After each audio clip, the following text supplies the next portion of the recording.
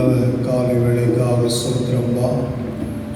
இந்த மாதத்தினுடைய 2வது கர்த்தருடைய நாளுக்காக சோத்திரம். கர்த்தர் தாமே நீர் எங்களை ஒவ்வொரு நாளும் கிருபையாய் நடத்துகிறீர். அதற்காக சோத்திரம். இரக்கத்திற்காக சோத்திரம்.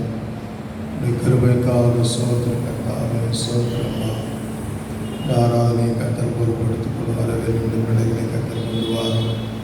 கடைகள் எல்லாவற்றையும் கர்த்தர் நீக்கி போகும். கர்த்தர் நல்லவர், கிருபை என்றும் உள்ளது. சோதரம் சோதரம் சோதரம் சோதரம் சோதரம் சோதரம். பாடல்களை ஆசிரியர், ஆராதனை ஆசிரியர், கர்த்தருடைய வார்த்தை ஆசிரியர்.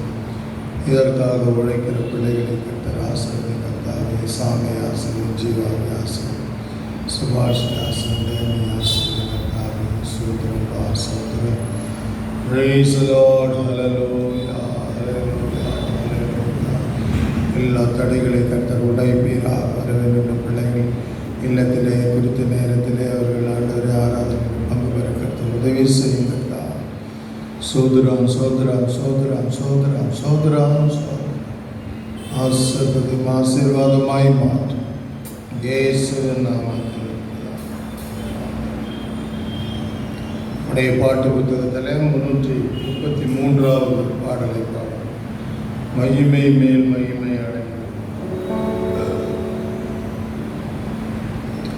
மகிமை மேல் மகிமை அடைந்திடுமே, மறுரூபமான மனமதிலே மகிழ்ந்திடவே, தரிசிக்கவே அரண்முகமே, மகிழ்ந்திடவே தரிசிக்கவே அரண்முகமே.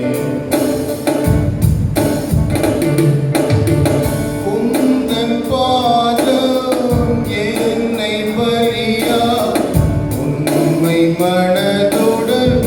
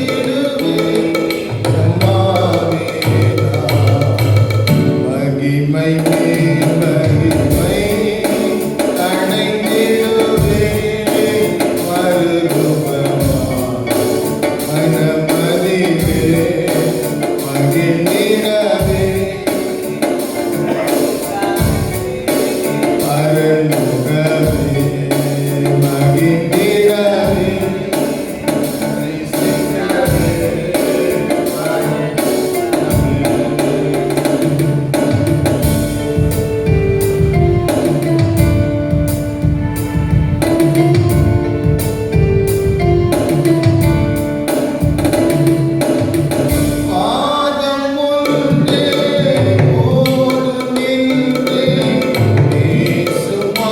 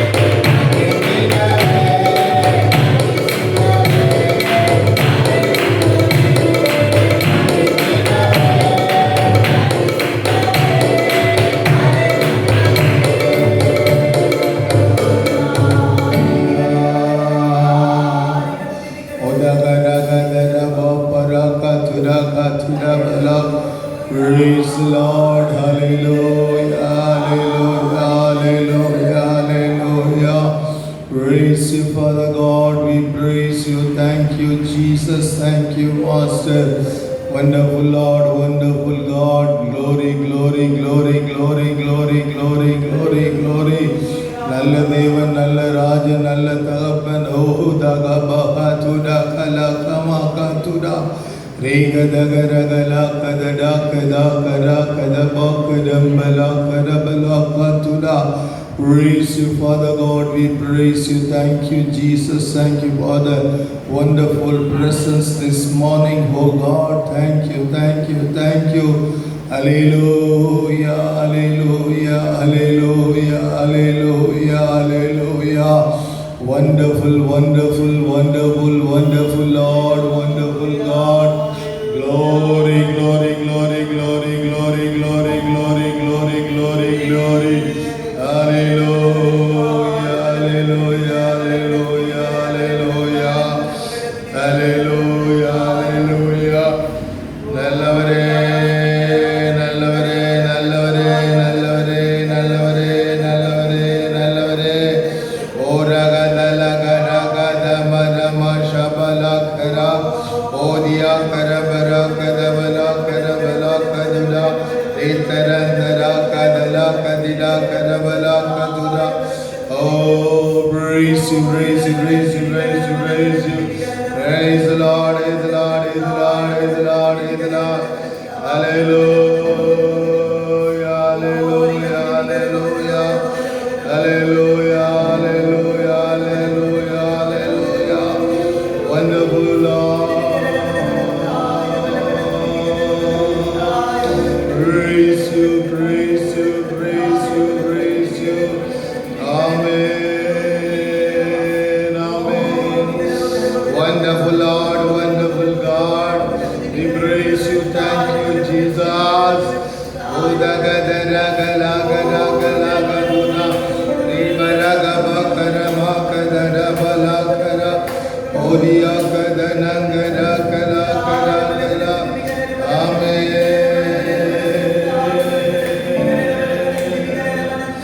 Amen, amen.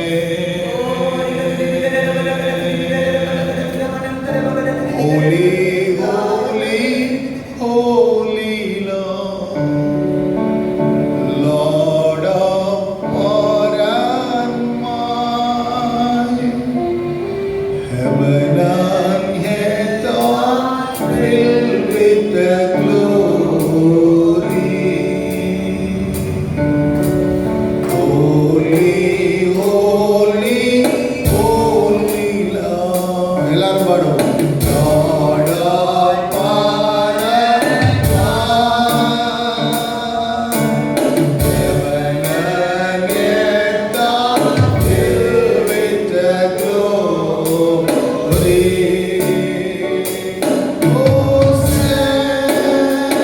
Hosanna,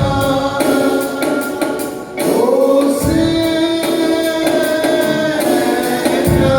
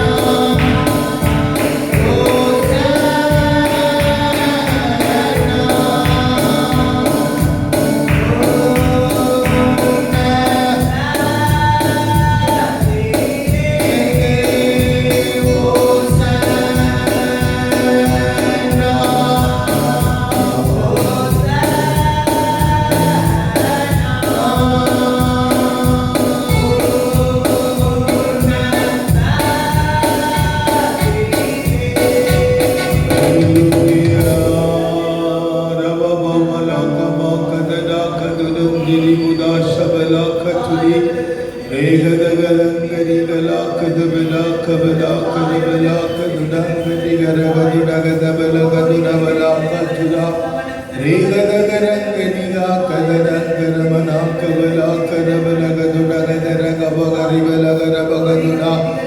Hallelujah, hallelujah, hallelujah, hallelujah, hallelujah,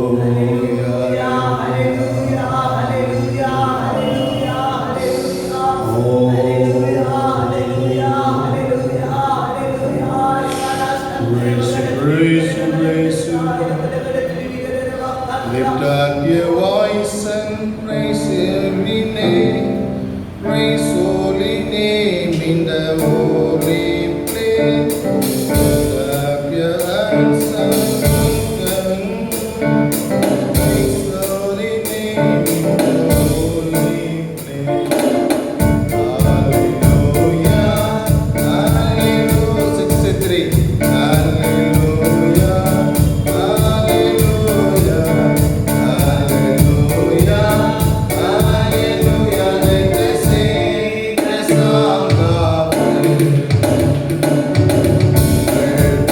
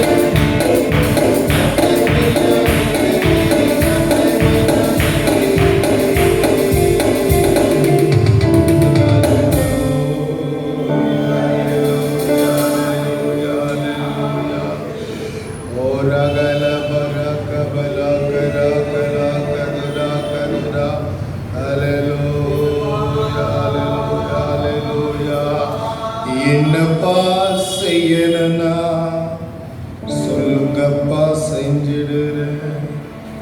என்னப்பா செய்யணும்னா சொல்லுங்கப்பா செஞ்சிடுறேன். உங்க ஆசைதான் எனது ஆசை, உங்க ஆசைதான் எனது ஆசை, உங்க விருப்பம்தான் எனது விருப்பமே, உங்க விருப்பம்தான் எனது விருப்பமே. ஏசப்பா ஏசப்பா என்னப்பா செய்யணும்னா சொல்லுங்கப்பா செஞ்சிடுறேன். என்னப்பா செய்யணும்னா சொல்லுங்கப்பா செஞ்சிடுறேன். உங்க ஏக்கந்தான் எனது ஏக்கம், உங்க ஏக்கந்தான் எனது ஏக்கம், உங்க எண்ணந்தான் எனது எண்ணமையா, உங்க எண்ணந்தான் எனது எண்ணமையா. ஏசப்பா ஏசப்பா என்னப்பா சொல்லுங்கண்ணா சொல்லுங்கப்பா செஞ்சிடுவேன். என்னப்பா செய்யணும்னா சொல்லுங்கப்பா செஞ்சிடுவேன். இனி ஒரு வாழ்வு இல்லை நீங்க இல்லாம, இனி ஒரு வாழ்வு இல்லை நீங்க இல்லாம, உங்க பாதந்தான் எனக்கு தஞ்சமையா, உங்க பாதந்தான் எனக்கு தஞ்சமையா. ஏசப்பா ஏசப்பா என்னப்பா செய்யணும்னா சொல்லுங்கப்பா செஞ்சிடுவேன். என்னப்பா செய்யணும்னா சொல்லுங்கப்பா செஞ்சிடுவேன். எத்தனை இடர் வரட்டும் அது என்னை அழுத்தாது, எத்தனை இடர் வரட்டும் அது என்னை திரிக்காது. உமக்காய் ஓடிடுவேன், உற்சாகமாய் உழைத்திடுவேன். உமக்காய் ஓடிடுவேன், உற்சாகமாய் உழைத்திடுவேன். ஏசப்பா ஏசப்பா என்னப்பா செய்யணும்னா சொல்லுங்கப்பா செஞ்சிடுவேன். என்னப்பா செய்யணும்னா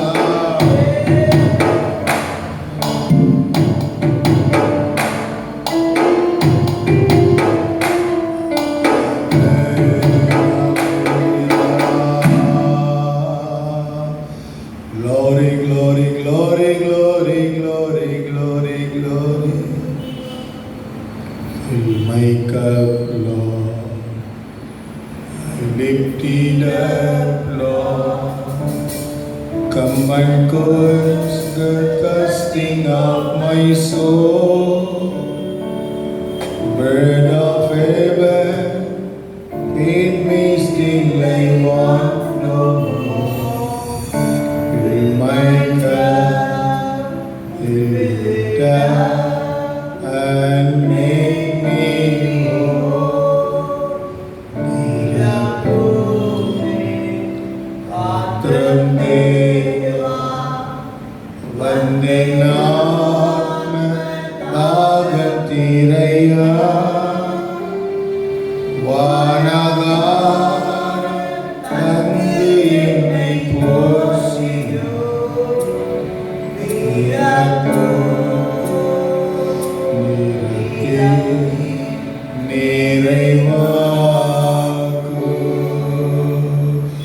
எனக்காக யாவையும் செய்பவரே, செய்து முடிப்பவரே,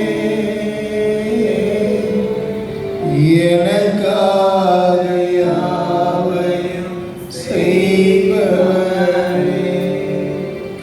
செய்து முடிப்பவரே. என் பாரங்கள்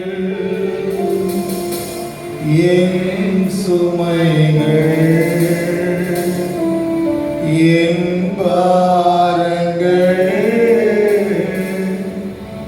என் சுமைகள்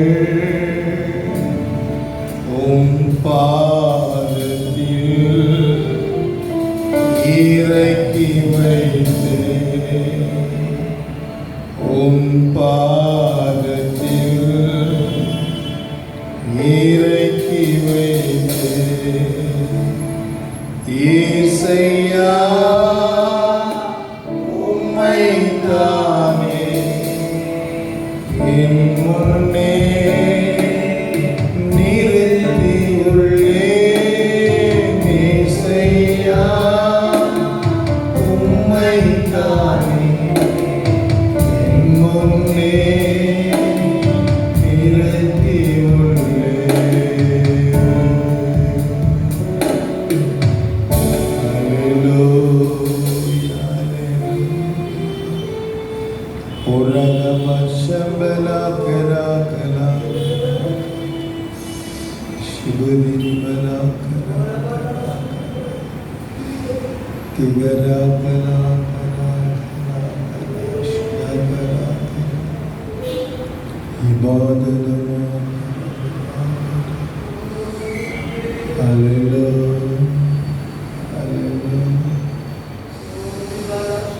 நாட்கள் பொல்லாதவைகளானதால் காலத்தை பிரயோஜனப்படுத்துகிறோம்.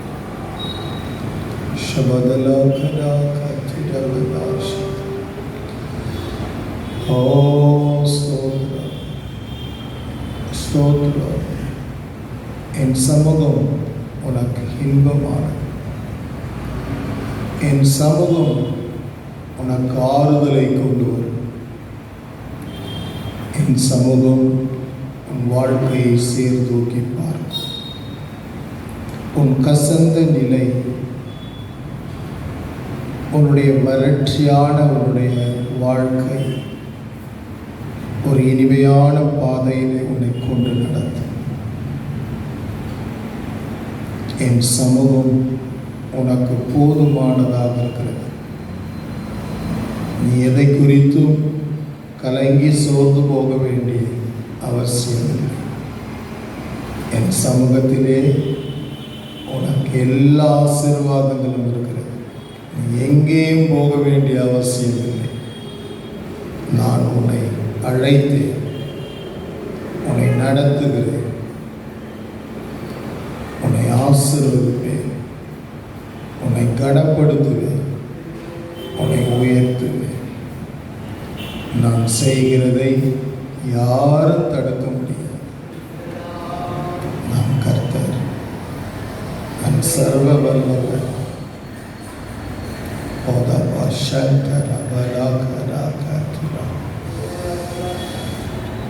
விடுதலை வேண்டுமானால் என் சமூகத்தில் அதிக மணி நேரம் எடுத்து நிச்சயம் பண்ணு. உனக்கு விடுதலை, உனக்கு ஜெயம், உனக்கு சுகம், ஆரோக்கியம் எல்லாவற்றையும் நான் உனக்கு தருகிற கர்த்தர். நீ பயப்படாதே. ஒருவேளை உன்னை எதிர்பாராத சில பயங்கள் உன்னை தான், ஆனாலும் பயப்படாது.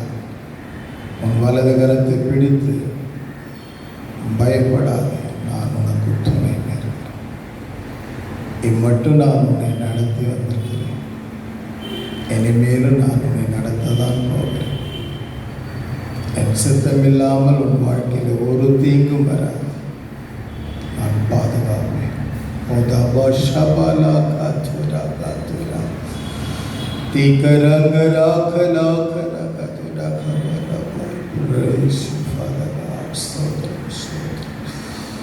சுகவீனமானவர்களுக்காக நாம் ஜெபிப்போம். நம்முடைய சிஸ்டர் சுமதி அவர்களுடைய மருமகள் டெலிவரிக்காக காத்திருக்கிறார்கள். கர்த்தர் அவர்களுக்கு நல்ல, இந்த பிள்ளைக்கு நல்ல சுகப்பிரசவத்தை கர்த்தர் கொடுக்கணும். தாய் பிள்ளைகள் சுகமாக இருக்கணும். இதேபோல் என்னுடைய சபையில் சுகவீனமாக இருக்கிற பிள்ளைகளுக்காக நாம் ஜெபிக்கிறோம். பிரதர் ஆக்கிலா பிரதர் 2-3 நாளாக ஃபீவராக இருப்பாங்க. கர்த்தர் அவர்களுக்கு நல்ல சுகத்தை கொடுக்கணும். ஞான பிரகாசமாக கொஞ்சம் பலவீனமாகவே இருக்கிறார்கள். கர்த்தர் அவர்களுக்கு நல்ல சுகம், பலனை, ஜீவனை தந்து நல்ல தீர்க்க ஆயுசை கர்த்தர் அவர்களுக்கு தரணும். இன்னும் சுகவீனமாக இருக்கிற பிள்ளைகள் சுசிலாமாவுக்கு நல்ல சுகம், ஜெபராஜுக்கு நல்ல விடுதலை, சாலவனுக்கு நல்ல விடுதலை, எல்லாருக்கும் இன்னும் சுகவீனமாக இருக்கிற பிள்ளைகளுக்காக நாம் ஜெபிப்போம். எல்லாரும் சேர்ந்து என்னோட ஜெபம் போடும். எங்கள் நல்ல ஆண்டவரே, நாங்கள் உண்மை சோதரிக்கிறோம். இந்த வேளை வேளையிலே அருமையான பிள்ளைகளுக்காக செபிக்கிறோம்.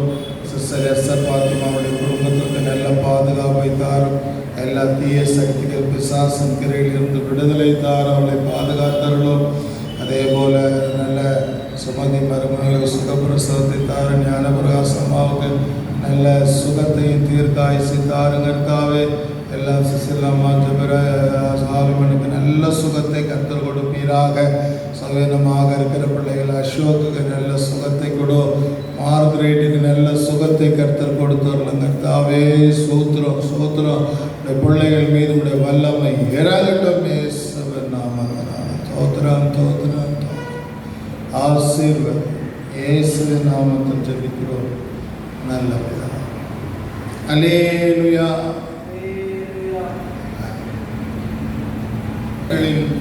சங்கீதங்களின் புத்தகம்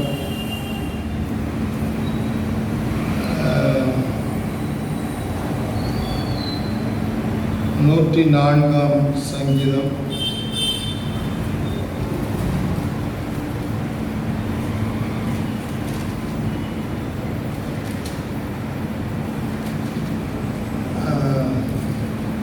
அதாவது 34 வசனத்தை வாசம். நான் அவரை தியானிக்கும் தியானம் இனிதாயிருக்கும். நான் கர்த்தருக்குள் மகிழ்கிறேன். Praise the Lord. நம்ம ஆண்டவருடைய வார்த்தைக்கு போகிறதுக்கு முன்பு ஒன்று ரெண்டு காரியங்களை உங்களுக்கு சொல்ல விரும்புகிறேன். நாம் எல்லாரும் ஒரே சபையில் இருக்கிறபடியால் நம்முடைய சபையில் யாராயிலும் மரித்தால், கர்த்தருக்குள் நித்திரை அடைந்தால், அது கர்த்தருடைய ஜனங்கள் அவருடைய இல்லங்களிலே போய் அந்த சரீரத்தை பார்த்து அந்த வீட்டாரை அவனுடைய முகத்தை பார்த்துட்டு வந்தால் அவங்களுக்கு ரொம்ப ஆறுதலாக இருக்கும். நீங்கள் ஒன்றும் அவர்களுக்காக ஒன்றும் பணம்லாம் ஒன்றும் கொடுக்க வேண்டியதில்லை. அவங்கக்கிட்ட பணமும் எதிர்பார்த்தும் போகிறதும் இல்லை. நம்ம எல்லாரும் சகோதர சகோதரிகளாக இருக்கிறதுனால எந்த வீடாக இருந்தாலும் நம்முடைய சபையில் யாராயினும் மறித்துட்டாங்க அப்படின்னா கர்த்தருடைய பிள்ளைகள் அது தூரமோ பக்கமோ நம்ம மெனக்கிட்டு நம்ம சகோதரன் நம்ம சகோதரி அப்படிங்கிற அந்த அன்போடு அவளை பார்த்து ஒரு ஆறுதலாக நீங்கள் அங்கே போவீர்களானால் அவளுக்கு ஆறுதலாகும்.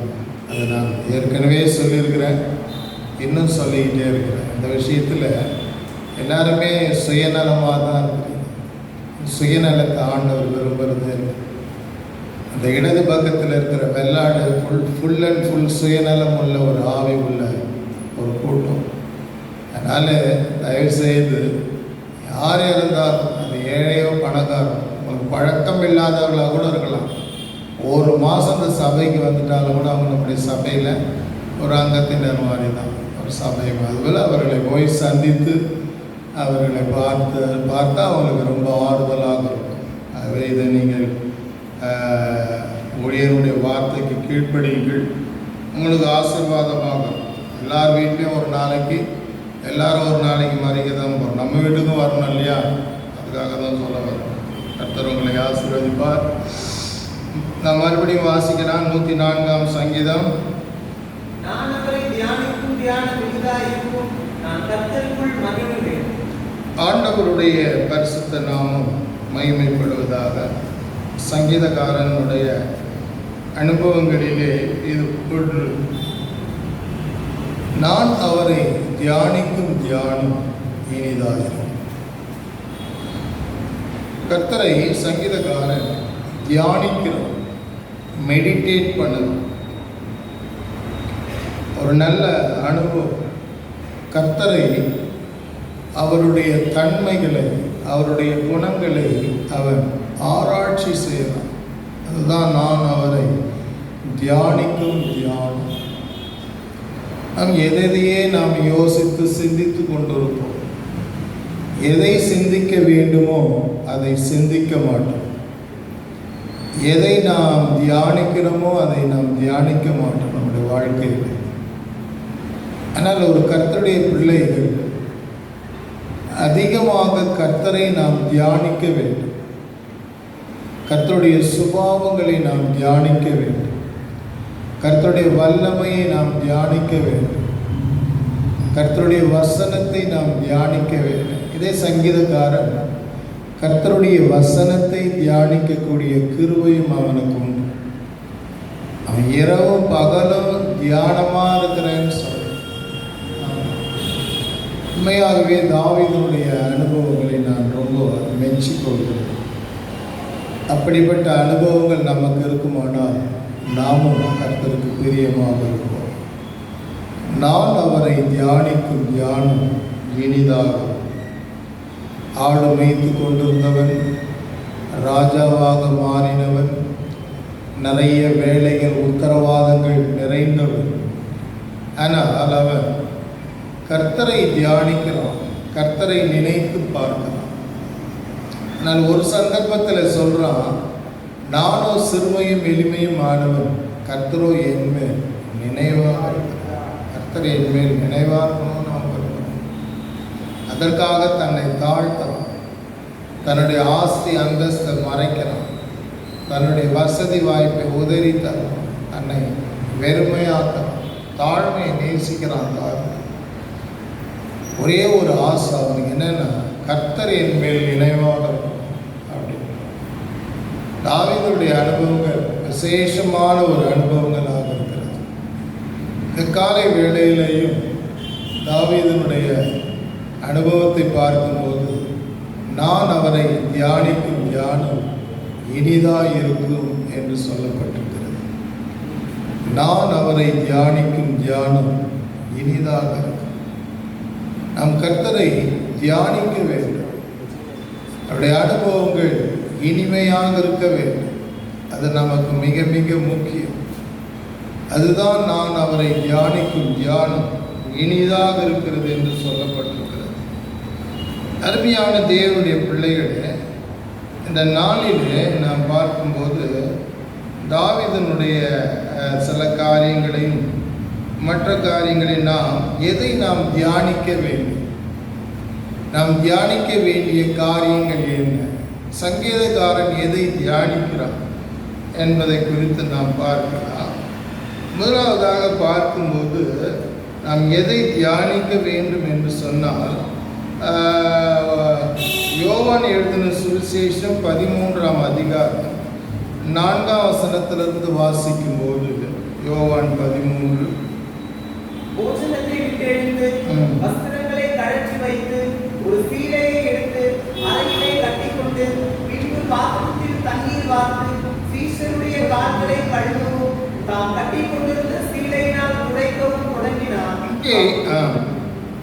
அவர் சீமோன் பேதுருவிடத்தில் வந்தபோது அவன் அவரை நோக்கி, ஆண்டவரே, என் கால்களை கழுவலாமா என்றான். இயேசு அவனுக்கு பிரதியுத்தரமாக, நான் செய்கிறது இன்னதென்று இப்பொழுது நீ அறியாய், இனிமேல் அறிவாய் என்றார். இங்கே நாம் பார்க்கிற வேளையில் 4ஆம் 5ஆம் வசனத்தில் சீஷர்களுடைய பாதங்களை கழுவவும் அவர் கட்டியிருந்த சீலையினால் துடைக்கவும் என்று சொல்லப்பட்டிருக்கிறது. இங்கே நாம் தியானிக்க வேண்டிய காரியம் என்னன்னா, ஆண்டவருடைய அந்த காரியங்களை பார்க்கும்போது சீஷர்களை அழைத்து பந்தி விசாரிக்கிறதற்கு முன்பதாக அவர்கள் பாதங்களை கழுவி அவர்களுக்கு அவர்களுடைய பாதங்களை தான் கட்டியிருந்த சீலையினால் துடைக்கவும் என்று சொல்லப்பட்டிருக்கிறது. இது ஒரு தெய்வீகமான ஒரு அன்பை வெளிப்படுத்தும். தெய்வீகமான ஒரு அன்பு. உண்மையிலேயே உலகத்திலே மனிதர்களிலே நம்முடைய குடும்பங்களிலே ரொம்ப விசேஷமான அன்பு வந்து தாயினிடத்திலே நாம் பார்க்கலாம். தாய் தகப்பனிடத்தில் முதல் தாய் தான், ரெண்டாவது தகப்பன். ஏனென்றால் அந்த பிள்ளைகள் ஏதாயிலும் வேர்வையாக இருக்கும்போது அல்லது முகம் கழுவும்போது அவர்கள் கட்டியிருக்கிற அந்த புடவையில் அந்த பிள்ளைகளை துடைப்பார்கள். அதே போல் தகப்பனும் தன்னுடைய கர்ச்சிப்பில் அந்த பிள்ளைகளுடைய முகத்தையும் அவர்கள் துடைப்பார்கள். ஆமாம், இங்கே நாம் பார்க்கிற வேளையிலே ஆண்டவர் அவருடைய பாதங்களை கழுவி அவர் கட்டி இருந்த சீலையினால் அவர்கள் பாதங்களை துடைக்கவும் என்று சொல்லப்பட்டது. எல்லாரும் இப்படி செய்யறது, எல்லா தாயும் ரொம்ப ஜென்டில்மேனாக இருக்கிறவர்கள் எல்லாம் உண்டு. சிலர் எல்லாரும் அப்படி பண்ணுவாங்கன்னா பண்ண மாட்டாங்க. சிலர் ரொம்ப அன்பான தாயெல்லாம் அப்படி பண்ணுகிற வழக்கங்கள் உண்டு. நான் ஒரு முறை ஒரு பாஸ்டரும் ஒரு மனைவியும் இந்த பக்கம் திருத்தணி தூரம் நாங்கள் போயிட்டு அந்த பாஸ்டர் திடீர்னு ஒரு மாதிரி லோ ப்ரெஷராகி பலவீனம் ஆகிட்டார். அவருக்கு நாங்கள் தான் கூட இருந்து அவருக்கு சோடா கடலாம் வாங்கி கொடுத்து அவர் இது பண்ணிக்கிறோம். மனைவி தூரமாக போய் நின்றுக்கிட்டே இருக்கிறாங்க. சும்மா கிட்ட விசாரிப்பாங்க, அதுக்கப்புறம் தூரமாக போயிடுவோம். அவங்களும் நல்ல படித்தவர்கள், நல்ல +2 இங்கிலீஷ் டீச்சர் அவங்க. ஆனால் அவங்க தன்னுடைய கணவனுக்கு ரொம்ப பாசத்தோடு ஒரு சேவை செய்கிறதை எங்களால் பார்க்க முடியுது. நான் இன்னொரு சிஸ்டர் இதை நாங்கள் கவனிச்சுக்கிட்டே இருந்தோம்னா நம்ம 2 பேருக்காக எப்படி உதவி செய்கிற அவங்க தூரம் போய் நின்றுட்டு பார்த்துக்கிட்டே இருக்கிறாங்க. இதை மனைவி நல்லா ஆளுங்க ஒன்றும் ரொம்ப குறை சொல்கிறதுக்கு இல்லை. அது மாதிரி பார்க்கறதுக்கு அப்படி வித்தியாசமாக தெரிகிறது. இப்போ எல்லா தாயும் அந்த பிள்ளைங்க அழுக்க வந்தால் அந்த சேரீ எடுத்து அவங்க கட்டியிருக்கிற புடவையை துடைப்பாங்களான்ற நிறைய பேர் அப்படி பார்க்க முடியுது. ரொம்ப பாசம் நிறைந்த தாய்மார்கள், தகப்பன்மார்கள் தான் அந்த பிள்ளைகள் மீது வைத்திருக்கிற அந்த அன்பு நிமித்தமாக அவர்கள் அணிந்து கொண்டிருக்கிற உடையோ கட்சிப்போ அவைகளிலே துடைப்பார்கள். அதே போல தான் இதுவும் அதைவிட மேலானது கட்டியிருக்கிற சீலையினாலே முகத்தை தொடைகிறவர்கள் பாதங்களை துடைத்தார். பாதங்கள் மற்ற பகுதியை விட நாம் ஒரு சாதாரணமாக நினைக்கிற ஒன்று தான். ஆமாம், அழுக்காக இருக்கக்கூடியது, நடக்கக்கூடியது. அப்படிப்பட்ட அந்த பாதத்தை இரட்சகராகி இயேசு கிறிஸ்து அவர் கட்டியிருந்த அந்த துணியாகிய சீலையினாலே துடைத்தார் என்று சொல்லப்பட்டது. அதுதான் தெய்வீகமான கர்த்தருடைய அன்பு, தெய்வீகமான சீஷர்கள் ஆண்டவருக்கு இருந்த அன்பு தெய்வீகமான அன்பு. உங்கள் மேலே ஆண்டவர் வைத்திருக்கிற அன்பு மாறாத தெய்வீகமான தெய்வீகமான. ஏன்னா அவர் தெய்வம் அல்ல, அந்த தெய்வத்தினுடைய அன்பு அது மாறாது. சங்கீதக்காரன் அதை தான் சொல்றான், நான் அவரை தியானிக்கும் தியானம் இனிதாக. தேவ பிள்ளையே, உன் வாழ்க்கையிலே நீ சோர்ந்து போகும்போது, மனிதர்களால் கைவிடப்படும் போது, மனிதர்களால் ஒதுக்கப்படும் போது, மனிதருடைய அன்பை இழக்கும் போது, இந்த கல்வாரி நேசருடைய அன்பை பார். அந்த அன்பு தெய்வீகமான அந்த அன்பு அவ்வளோ சீக்கிரம் மாறாது. நீ ஆண்டவரை விட்டு தூரமாய் போனாலும் கூட அந்த அன்பு, அந்த நேசர் உன்னை தொடர்ந்து வந்து கொண்டே இருப்பார். ஆகவே இங்கே நாம் பார்க்கிற வேளையில் நேசருடைய அன்பை நாம் இங்கே பார்க்கிறோம். ஆனால் யோவான் எழுதின சுவிசேஷம் 21ஆம் அதிகாரத்திலே அதில் 15ஆம் வசனத்திலே பேதுருவிடத்திலே வந்த ஆண்டவர் கேட்டார், வாசியுங்கள். அவர்கள் போஜனம் பண்ணின பின்பு இயேசு சீமோன் பேதுருவை நோக்கி, யோனாவின் குமாரனாகிய சீமோனே, இவர்களிலும் அதிகமாய் நீ என்னிடத்தில் அன்பாய் இருக்கிறாயா என்றார். அதாவது நேசர் ரொம்ப நிறைவான அன்பு உடையவர். ஸோ இந்த அன்பு உடையவர் அன்பில்லாத ஜனங்கள் மத்தியிலே அவரால் ஜீவிக்கவே முடியாது. ரொம்ப ரொம்ப கஷ்டம். இப்போ கூட பார்க்கும்போது உலக பிரகாரமாக உண்மையான நண்பனுக்கு ஒரு துரோகியான ஒரு நண்பன் இருப்பானால் அந்த உண்மையான நண்பனுடைய மனம் ரொம்ப ஃபீல் பண்ணும், கஷ்டப்படும்.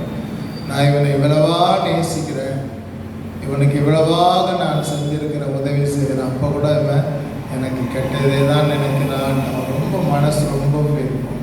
அதே அதே போலதான் இந்த சீஷர்கள் எல்லாம் ஆண்டவருடைய அன்பிலே ரொம்ப குறைந்து போனாங்க. ஏனென்றால் அவர் நிறைவான அன்புடையவர். அவருடைய அன்பு நிறைவானது, தெய்வீகமானது. இந்த தெய்வீகமான அன்பு உள்ளம் கொண்ட ஆண்டவர் என்னை நேசிக்க மாட்டார்களா, எனக்கு அன்பு காண்பிக்க மாட்டார்களா, என்னிடத்திலே அன்பு செலுத்த மாட்டார்களா என்று மனுஷகுமாரனாக இருக்கிறதுனால அவர் ஏங்குகிறார், தவிக்கிறார் மனுஷனுடைய அன்புக்காக.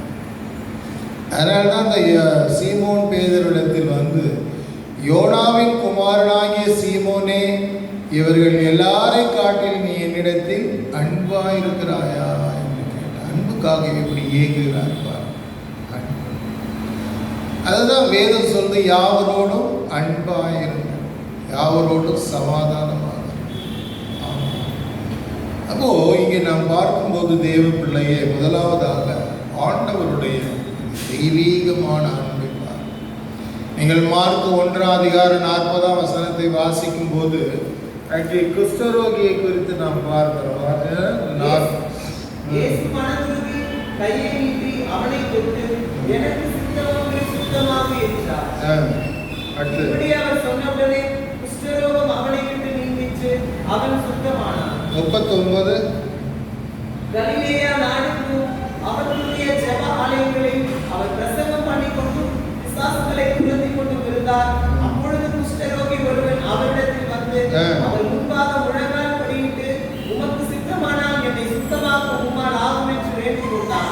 இயேசு மனதுருகி கையை நீட்டி அவனை தொட்டு, எனக்கு சித்தம் உண்டு, சுத்தமாக என்றார். மனதுருகி எனக்கு சித்தம் உண்டு என்று சொன்னார். என்னை சுத்தமாக்க உம்மால் கூடும் என்று அவன் வேண்டிக் கொண்டான் என்று சொன்னார். விசுவாசத்தோடு வேண்டிக் கொள்ளும் போது அற்புதங்கள் மாத்திரமல்ல, அவர் மனதுருகவும் வேண்டியவராக அங்கு காணப்படுகிறார். ஆனால் அவனுடைய வியாதி ஒரு கொடுமையான ஒரு குஷ்டரோகம் நிறைந்த ஒரு வியாதி. எல்லா வியாதி உள்ளவர்களையும் நின்று கூட பேசுவாங்க, குஷ்டரோகியை மாத்திரம் அந்த டிஸ்டன்ஸை கீப் அப் பண்ணுவான். ஆனால் ஆண்டவர் அப்படியல்ல, அவரை நேசித்தார். பாஸ்டர் டான் என்று ஒரு தேவ மனுஷன் இருந்தார், அமெரிக்கன். மீட்டிங்கு கன்வென்ஷன் நடந்துட்டு இருக்கோம். ஒரு முறை ஒரு குஷ்டரோகி வரும்போது அவன் அப்படியே கட்டி அணைச்சிக்கிட்டார். ஃபாரின் கட்டி அணைச்சி அவரை ப்ளஸ் பண்ணார். கூட இருந்த உடன்படிக்கைக்காரெல்லாம் சொன்னாங்க, ஐயா நீங்கள் பாத்ரூம் போயிட்டு குளிச்சுட்டு வாங்க அப்படின்னு. No it is all right, you can go அப்படின்னு. காரணம் என்ன? அவருக்குள்ள இருந்த அந்த தெய்வீகமான அன்பிலேயே அந்த மெஷரபிள் இருக்கு இல்லையா, அந்த மெஷரபிள் ரொம்ப அதிகமான குவான்டிட்டி இருக்கும்போது அது அந்த அன்பு ரொம்ப தெய்வீகமாக. அவர்கள் யாரை வேண்டுமானாலும் ஜெயித்து விடுவார்கள். பெருமை உள்ளவர்களையும் ஜெயித்து விடுவார்கள், கசப்பு தன்மை உடையவர்களையும் ஜெயித்து விடுவார்கள், துரோகிகளையும் ஜெயித்து விடுவார்கள். நம்ம இப்படியெல்லாம் இவனுக்கு விரோதமாக நினைக்கிறோம், இவருக்கு விரோதமாக நினைக்கிறோம், இவர் எப்படி கள்ளங்கபடாட்டு நிலையில் பேசுகிறார், சிரிக்கிறார், பழகிறாரு அப்படின்னு சொல்லி அவன் நிச்சயமாகவே மாறிடுவான். அன்புக்கு இருக்கிற சக்தி எதுக்குமே அன்பு தான் ரொம்ப ரொம்ப முக்கியம். ஆகவே அருமையான தேவ பிள்ளையை, குஷ்டரோகியை கட்டி அணைக்கிற ஒரு தேவ மனுஷன் தான். குஷ்டரோகியை சுத்தமாக்குற மனதுருகுகிறவர் தான் நம்முடைய ஆண்டவர். தெய்வீகமான அன்பு. அவர்களை கிட்ட வர வழைத்து அவருடைய பாதங்களை தண்ணீராலே கழுவுறார். அந்த கரங்களினால் கழுவி அவர் கட்டியிருந்த சீலையினால் அதை துடைத்தார் என்று சொல்லும்போது அங்கதான் தாயினுடைய அன்பை விட மேலான ஒரு அன்பை நாம் அந்த இடத்துல பார்க்கிறோம். தெய்வ பிள்ளைகள், முதலாவதாக பார்க்கும்போது அவருடைய அன்பை நாம் தியானிக்க வேண்டும். அன்பை தியானிக்க, அவருடைய ஆழமான அன்பை தியானியுங்கள், தரம் வாய்ந்த அன்பை தியானியுங்கள், இனிமையான அன்பை தியானியுங்கள், மாறாத அன்பை தியானியுங்கள். இரண்டாவதாய் நாம் பார்க்கிற வேளையிலே அதே 34 வசனத்தை வாசிக்கலாம். சங்கீதம். நான் அவரை தியானிக்கும் தியானம் இனிதாயிருக்கும். நான் கர்த்தருக்குள் மகிழ்கிறேன். இரண்டாவதாய் பார்க்கிற வேளையில் அதே யோவான் 13ஆம் அதிகாரத்துக்கு வரும்போது 4-5 வாசிக்கையில் போஜனத்தை விட்டெழுந்து வஸ்திரங்களை கழற்றி வைத்து ஒரு சீலையை எடுத்து அறையிலே கட்டிக்கொண்டு பின்பு பாத்திரத்தில் தண்ணீர் வார்த்து சீஷனுடைய கால்களை கழுவவும் தாம் கட்டிக்கொண்டிருந்த சீலையினால் துடைக்கவும் தொடங்கினார். பார்க்கிற வேளையில் கால்களை கழுவவும் துடைக்கவும் என்று சொல்லப்பட்டது. சீலையினால் துடைக்கவும். அப்போ இந்த கால்களை கழுவுகிறது என்று சொல்லும்போது உண்மையாகவே நமக்கு அவருடைய பாதத்தை பிடித்தால் நமக்கு ஆசீர்வாதம் நிச்சயம். அவர் நம்முடைய பாதத்தை பிடிக்க வேண்டிய அவசியம் இல்லவே இல்லை. எந்த நாளிலும் அவருடைய பாதத்தை பிடித்து உயர்த்தப்பட்டவர்கள் இந்த உலகத்தில் கோடிக்கணக்கான மக்கள் இன்றைக்கும் இருக்கிறார்கள். ஆனால் ஆண்டவர் யாருடைய பாதத்தையும் தொட வேண்டிய அவசியம் இல்லை. எதிலே அவர் குறைவுள்ளவராக இருக்கிறார்? வல்லமையிலே குறைந்திருக்கிறாரா? பரிசுத்தத்திலே குறைந்திருக்கிறாரா? அன்பிலே குறைந்திருக்கிறாரா? ஆசீர்வாதத்திலே குறைந்திருக்கிறாரா? எதற்கு இன்னொரு பாதத்தை அவர் பிடிக்க வேண்டும்? ஆனால் இங்கே சீஷர்களுடைய பாதத்தை பிடித்து அந்த பாதங்களை அப்படியே கழுவுகிற அந்த காட்சி நீங்கள் கற்பனை பண்ணி பாருங்கள். அதை சீலையினால் கட்டியிருக்கிற சீலையினால் துடைக்கிற அந்த காட்சியை கற்பனை பண்ணி பாருங்கள். அதுதான் மனிதனுக்குள்ளே எந்த நாளிலேயும் பெருமை வரவே கூடாது என்று தன்னை தாழ்த்துகிற ஒரு நேசம். தாழ்த்துகிற நேசம். ரட்சகர் தாழ்த்த வேண்டுமா? தேவன் தாழ்த்த வேண்டுமா?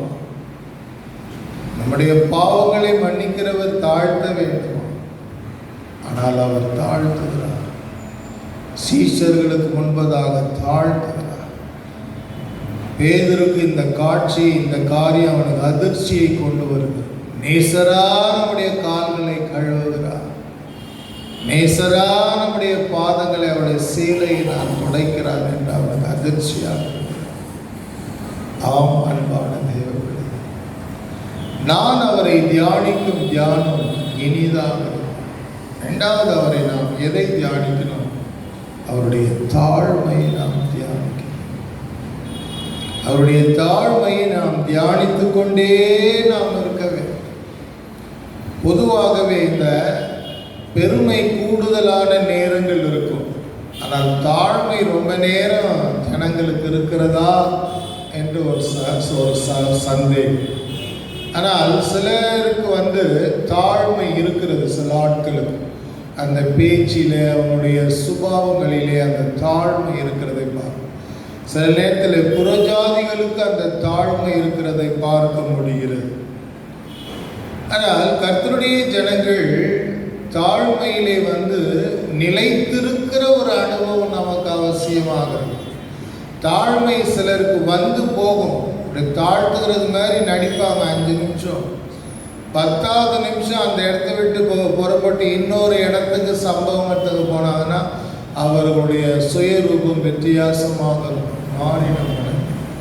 அப்படியானால் நிலையில்லாத ஒரு தாழ்மை, நிரந்தரம் இல்லாத ஒரு தாழ்மை, நேரத்திற்கு மாறுகிற ஒரு தாழ்மை. இயேசுவிடத்தில் பார்த்தால் மரண பரியந்தம் தன்னை தாழ்த்தினார் என்று சொல்லியிருக்கிறது. அந்த மரண பரியந்தம் தாழ்த்துகிறது அவருடைய தாழ்மையிலே அவர் நிலைத்திருந்திருக்கிறார் என்பதை அது வெளிப்படுத்துகிறது. நிலையான தாழ்மை, நிரந்தரமான தாழ்மை, மரண பரியந்தம் தாழ்த்திக்கிட்டே இருந்தார். உயர்த்த வேண்டிய சூழ்நிலையெல்லாம் தாழ்த்த இருந்தார். நீ உண்மையான தேவகுமாரனாக இருந்தால் சிலுவையில் இருந்து இறங்கி வா, அப்போது நான் உன்னை விசுவாசிப்போம்னு சொன்னான். இதே கண்டி மனுஷனுக்கு அந்த வல்லமை இருந்திருந்தா உடனே அவன் தன்னுடைய பலத்தை அவன் காண்பிக்க தான் பார்ப்பான். இயேசுவை தலையில கொட்டியது, உன்னை கொட்டினது யார் அதை சொல்லும் என்று சொன்னார். அதெல்லாம் அவர் காண்பிக்கவே இல்லை. உன் மீது எத்தனையோ குற்றங்களை அபாண்டமாக சொல்லிக்கிட்டே இருப்பாங்க. அதற்கு அந்த அதிகாரிகள் கேட்பாங்க, உன் மீது எத்தனையோ குற்றங்களை சாற்றுகிறார்களே, நீ மறு உத்தரவு ஒன்றும் சொல்லுகிறது இல்லையா என்று சொல்வார்கள். அப்பொழுது கூட அவர் வந்து தன்னுடைய கோபதாபத்தை வந்து வெளிப்படுத்துகிறது. தாழ்மை. இயேசு கிறிஸ்து சீஷருடைய பாதங்களை கழுவி சீலையினால் துடைக்கிற அந்த காட்சி, அந்த சுபாவம், அது ஒரு தாழ்மையை வெளிப்படுத்துகிறது. தாழ்மையை வெளிப்படுத்துகிறது என்று சொல்கிறதை விட தாழ்மை சீஷர்களுக்கு கற்றுக் கொடுக்கிறார். நான் எப்படி இருக்கிறேன், என்னுடைய உள்ளத்தில் இருக்கிற அந்த எண்ணத்தை பார். என் உள்ளத்தில் இருக்கிற அந்த எண்ணம் உன் பாதத்தையே தொடுக, நான் என்னை விட்டு கொடுக்கிறேன், நான் கழுவுகிறேன். அதை என்னுடைய கட்டியிருக்கிற வஸ்திரத்திலே அதை நான் தொடங்கிறேன். அதுதான் அவருக்கு இருந்த மனத்தாழ். இதை தான் நாம் தியானம். இயேசுவில் இருந்த அந்த தாழ்மையை நாம் தியானிச்சுக்கிட்டே இருக்கோம். நம்ம ஒரு பெரிய ஆள் மாதிரி பிசாசு நம்மை கொண்டு வந்து சொல்லுவான், நீ ரொம்ப பெரிய ஆளாக இருக்கிற, உனக்கு ரொம்ப மதிப்பு அதிகமாக இருக்குது, நல்லா படிச்சிருக்கிற, உனக்கு ரொம்ப வசதியெல்லாம் இருக்குது, நிறைய சொத்தெல்லாம் இருக்குது அப்படின்ட்டு ஏதாயிலும், நீ நல்லா பாடுற, நல்லா பேசுகிற, நல்லா படிக்கிற, இதெல்லாம் அவைகளெல்லாம் இருந்தாலும் கூட நம்மை சிந்தையிலே நம்மை வெறுமையாக்கிக்கிட்டே இருக்கணும். தேவ ஜனமே, வசதி வாய்ப்புகள் இருந்தாலும் கூட பெருமிதமாக இருக்கவே கூடாது. அது ஆண்டவர் அறிவிருக்கிற ஒரு தன்னை மறைத்து. பவுலுக்கு என்ன இல்லை, சொத்து இல்லையா, சுதந்திரம் இல்லையா, அவன் தன்னை தானே வெறுக்கிறான். அவன் சொல்கிறான், நான் எல்லாராலும் துடைத்து போடப்படுகிற அழுக்கான கந்தையை போல் இருக்கிறேன் அப்படின்றான். வெறுக்கிறான். நான் பாருங்க, அந்த பிலிப்பியர் 3ஆம் அதிகாரம் 7ஆம் வசனத்திலிருந்து வாசிக்கும் போது அதில் என்ன சொல்றது பாருங்க. கிறிஸ்துவில் இருந்த 7ஆம் வசனத்தை வாசிக்கும். ஆகிலும் எனக்கு லாபமாயிருந்தவைகள் எவைகளோ அவைகளை கிறிஸ்துவுக்காக நஷ்டம் என்று எண்ணினேன். அது மாத்திரமல்ல, கர்த்தராகிய கிறிஸ்து இயேசுவை அறிகிற அறிவின் மேன்மைக்காக எல்லாவற்றையும் நஷ்டம் என்று எண்ணிக்கொண்டிருக்கிறேன்.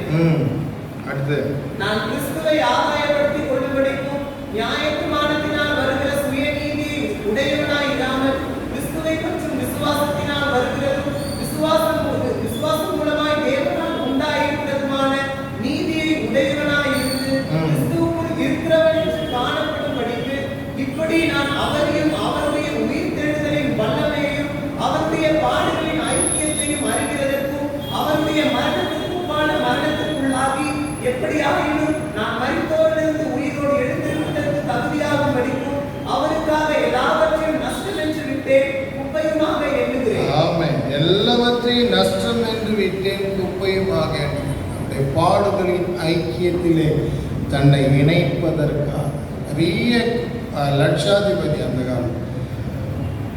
அந்த காலத்திலேயே பவுல் வீட்டுக்கு சொந்தமாய் கப்பல் எல்லாம் ஓடி இருக்கு. இவ்வளோ பெரிய ஆள். இங்கே நாம் பார்க்கும்போது சங்கீதக்காரன் சொல்கிறான், நான் அவரை தியானிக்கும் தியானம் இனிதாக.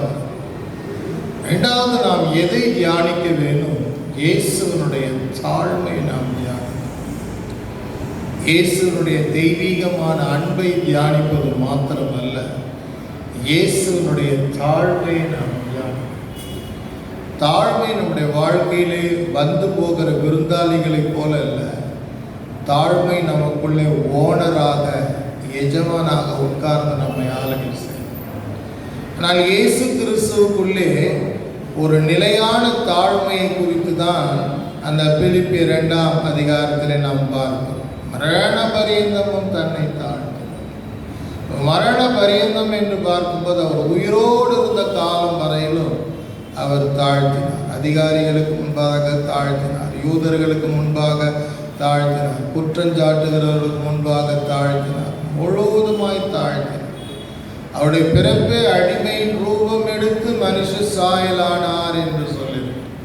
இரண்டாவது, நாம் பார்க்கிற வேளையில் நம்முடைய வாழ்க்கையிலே என்னதான் இருந்தாலும் ஆஸ்தி அந்தஸ்து அதிகரித்தாலும் கூட உங்களை வெறுமையாக்கிக்கிட்டே இருக்கும், உங்களை தாழ்த்திக்கிட்டே இருக்கும். நம்மளை தாழ்மை எதில் பார்க்கிறோம்?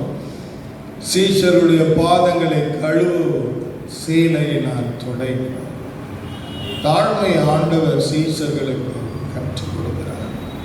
மூன்றாவதாய் பார்க்கிற வேளையில் அதே சங்கீதம் 134 144 நான் அவரை தியானிக்கும் தியானம் இனிதாக இருக்கும். அடுத்து நாம் அதே 13ஆம் அதிகாரம் யோவான் எழுதின சுவிசேஷம் 4 வாசிக்கலாம். 9ஆம் வசனத்தை வாசிக்க 8:9. பேதுரு அவரை நோக்கி, நீ ஒரு காலம் என் கால்களை கழுவப்படாது என்றான். இயேசு அவனுக்கு பிரதியுத்தரமாக, நான் உன்னை கழுவாவிட்டால் என்னிடத்தில் உனக்கு பங்கில்லை என்றார். அதற்கு சீமோன் பேதுரு, ஆண்டவரே, என் கால்களை மாத்திரமல்ல, என் கைகளையும் என் தலையையும் கூட கழுவ வேண்டும் என்றான். இங்கே பார்க்கிற வேளையில் ஆண்டவர் பாதங்களை கழுவி சீலையினால் அவருடைய கால்களை துடைக்குது. அவனுக்கு பெரிய ஆச்சரியமாக இருக்கும். ஆண்டவரா நமக்கு அப்படி செய்கிறார், அது செய்யக்கூடாது, தனக்கு வேண்டாம் என்று அவன் சொல்லுகிறான். அதற்கு ஆண்டவர் சொல்லுகிறார், நான் இப்படி செய்யாவிட்டால் என்னிடத்தில் உனக்கு பங்கு இல்லை என்று சொல்கிறார்.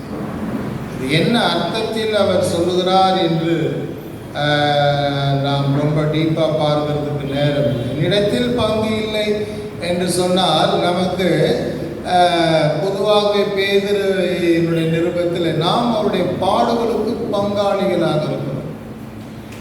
யோவானை குறித்தும் பார்க்கிற வேளையில் அவருடைய உபத்திரவத்திற்கும் பொறுமைக்கும் உடன் பங்காளனாகிய யோவான் என்று நாம் பார்க்கிறோம். உபத்திரவத்திற்கு நமக்கு அவரிடத்திலே பங்கு உண்டு, பாடுகளிலே நமக்கு பங்கு உண்டு. அதுபோலவே இங்கே என்னிடத்திலே நான் உனக்கு பாதங்களை கழுவாவிட்டால் கால்களை என்னிடத்தில் உனக்கு பங்கில்லை என்று சொன்ன உடனே சொல்றான், என் பாதங்களை மாத்திரமல்ல, என் கைகள், என் தலைகளை எல்லாம் கூட நீ கழுவ வேண்டும் என்றவர் ஆண்டவருக்கு ஒரு வேடிக்கையான ஒரு பதிலை சொல்லுகிறதை நாம் பார்க்கிறோம். ஸோ அங்கே ஆண்டவர் சொல்லுகிற அந்த வார்த்தை என்னன்னா, அது ஒரு எச்சரிப்பு. என்னிடத்தில் உனக்கு பங்கு இல்லை. நமக்கு இருக்கிற பங்கு என்னென்னா, இந்த ப்ரெசன்ஸ் வேர்ல்டில் நமக்கு அவருடைய பங்கு, அவருடைய சமூகம், அவருடைய வார்த்தை, அவருடைய அபிஷேகம், அவருடைய கைடன்ஸ், இதெல்லாம் நமக்கு இந்த பூமியிலே நமக்கு அவசியம் இல்லை. ஒரு சக்ஸஸ்ஃபுல்லான ஒரு கிறிஸ்துவ வாழ்க்கை நம்ம செய்யவே முடியாது. அபிஷேகம் இல்லாமல் நம்ம கிறிஸ்துவ வாழ்க்கை சக்ஸஸ் ஆகி போகலாம். ரெண்டாவது பார்க்கும்போது, இந்த உலகத்தை விட்டு கடந்து போகும்போது நித்தியத்திலே நமக்கு கிடைக்கிற அந்த பரலோக ராஜ்யத்தினுடைய பங்கு, இந்த பூமியில் 1000 வருட அரசாட்சியிலே நமக்கு கிடைக்கிற அந்த பங்கு, இதெல்லாம் உனக்கு என்னிடத்திலே பங்கு இல்லை என்று சொன்ன உடனே அது ஒரு பெரிய பயத்தை உண்டாக்குகிறது. ஆண்டவர் வேதத்திலே கூட பார்க்கும்போது, நீங்கள் மத்தேயு எழுதின சுவிசேஷம் 25ஆம் அதிகாரம் 33 34 வாசித்து பார்க்கலாம். அப்படியே இவைகளெல்லாம் நீங்கள் காணும்போது அவர் சமீபமாய் வாசலருகே வந்திருக்கிறார் என்று அறியுங்கள். இவைகளெல்லாம் சம்பவிக்கும் முன்னே இந்த சந்ததி ஒழிந்து போகாது என்று மெய்யாகவே உங்களுக்கு சொல்லுகிறேன். 25ஆம் அதிகாரமா மத்தேயு எழுதின சுவிசேஷம் 33 வாசிக்கிறேன். செம்மறியாடுகளை தமது வலது பக்கத்திலும் வெள்ளாடுகளை தமது இடது பக்கத்திலும் நிறுத்துவார். அப்பொழுது ராஜா தமது வலது பக்கத்தில் நிற்பவர்களை பார்த்து, பாருங்கள், என் பிதாவினால் ஆசீர்வதிக்கப்பட்டவர்களே, உலகம் உண்டானது முதல் உங்களுக்காக ஆயத்தம் பண்ணப்பட்டிருக்கிற ராஜ்யத்தை சுதந்தரித்துக் கொள்ளுங்கள். பசியாயிருந்தேன், எனக்கு போஜனம் கொடுத்தீர்கள். தாகமாயிருந்தேன், என் தாகத்தை தீர்த்தீர்கள். அந்நியனாயிருந்தேன், என்னை சேர்த்துக் கொண்டீர்கள். வஸ்திரம் இல்லாதிருந்தேன், எனக்கு வஸ்திரம் கொடுத்தீர்கள். வியாதியாயிருந்தேன், என்னை விசாரிக்க வந்தீர்கள். காவலில்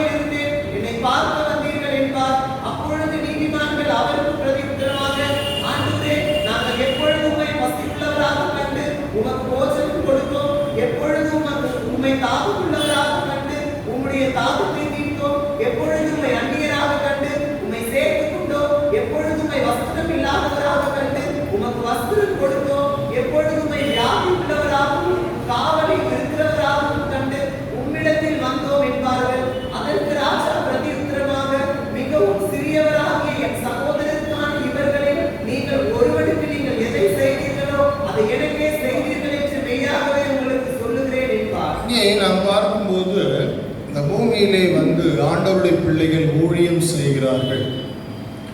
ஆனால் ஊழியம் ஆண்டவருக்கு ரொம்ப பிரியமான ஒரு காரியம். ஊழியம், சுவிசேஷம் சொல்றது, மருத்துவமனைக்கு சென்று வியாதிஸ்தர்களுக்கு ஜெபிக்கிறது, சிறைச்சாலையிலே சென்று கைதிகளுக்காக ஜெபிக்கிறது, வஸ்திரம் கொடுக்கிறது, ஆகாரம் கொடுக்கிறது, இவைகளெல்லாம் ஆண்டவர் உண்மையாகவே கணக்கிட்டு கொண்டே இருக்கிறார். அதெல்லாம் நேசிக்கிறார். அதனால தான் வாங்குகிறதை பார்க்கணும் கொடுக்கிறதே பாக்கியம் என்று பவுல் எழுதுகிறார். அப்போ இந்த ஊழியத்திலே இயேசுவனுடைய ஒரு வார்த்தையை நன்மை செய்கிறவராகவே சுற்றி திரிந்தார் என்று சொல்லப்பட்டிருக்கிறது. அப்படி இருக்கிற வேளையிலே கர்த்தருடைய பிள்ளைகள் ஆகிய நாம் கூடிய அளவு அந்த சுயநலம் பொதுவாக இருக்கும். ஆனால் அதிகமாக இராதபடி நாம் ஜாக்கிரதையாகவே இருக்கும். ஏன்னா அது நித்தியத்தை சம்பந்தப்படுத்தி சொல்லப்படுது. மருத்துவமனை ஊழியம், சிறைச்சாலை ஊழியம், கிராம ஊழியம், சுவிசேஷம் சொல்வது, மற்றவர்களுக்கு உதவி செய்கிறது, இவைகளெல்லாம் ஆண்டவர் கணக்கிட்டு கொண்டே இருக்கிறார். அதான் சொல்றார், இந்த சிறியரில் இவர்களுக்கு எதை செய்தீர்களோ அதை எனக்கே செய்தீர்கள் என்று சொல்றார்.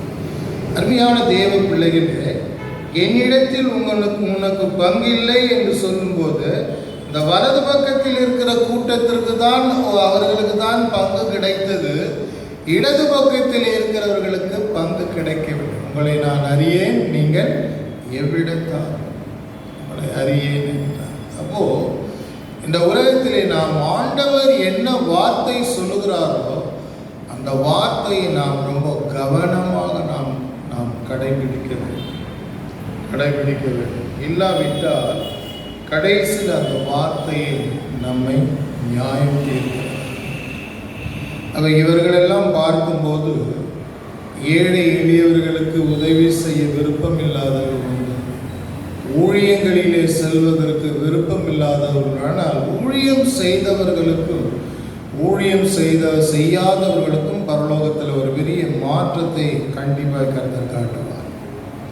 அதில் எந்த சந்தேகம் இல்லை. ஆகவே மூன்றாவதாய் பார்க்கிற வேளையிலே ஆண்டவர் என்ன சொல்லுகிறாரோ நாம் அதை கண்டிப்பாக நாம் செய்வோம். நான் அவரை தியானிக்கும் தியானம் இனிதாக இருக்கும். மூன்றாவதாக அவர் வார்த்தைக்கு நாம் கண்டிப்பாக மதிப்பளிக்க வேண்டும், கீழ்ப்படிய வேண்டும். அந்த வார்த்தையை நாம் தியானிக்க வேண்டும். சங்கீதக்காரன் சொல்லுகிறார், நான் அவரை தியானிக்கும் தியானம் இனிதாக.